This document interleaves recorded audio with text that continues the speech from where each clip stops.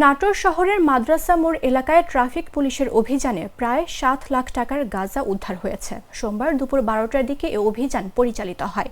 Police জানায়, বগুড়া থেকে আসা বলেরো কোম্পানির একটি পিকআপ ভ্যানকে ট্রাফিক পুলিশ সিগন্যাল দিলে কাগজপত্র যাচাইয়ে অসঙ্গতি ধরা পড়ে।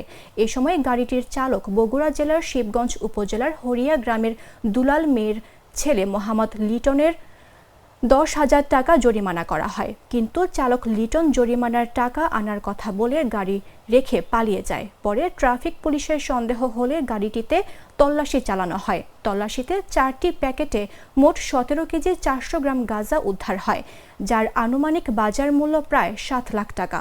উদ্ধার হওয়া গাঁজা ও গাড়িটি থানায় হস্তান্তর করা হয়েছে। এ বিষয়ে নাটোর থানার ওসি মহাপ্রভ হোসেন জানান, মামলা দায়েরের প্রক্রিয়া চলছে এবং পলাতক চালককে গ্রেফতারের জন্য পুলিশ অভিযান চালাচ্ছে।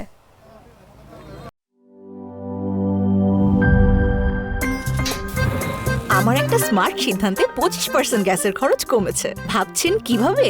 সাধারণ গ্যাস স্টোভ বদলে আমি এনেছি আরএফএল গ্যাস স্টোভ। এর সাইন্টিফিক নজল ও ব্রাস বার্নার ক্যাপ সমানভাবে তাপ ছড়িয়ে রান্না করে দ্রুত। তাই গ্যাসও বাঁচায় 25%, টাকাও বাঁচে 25%। আরএফএল গ্যাস স্টোভ নিরাপদ ও গ্যাস সাশ্রয়ী।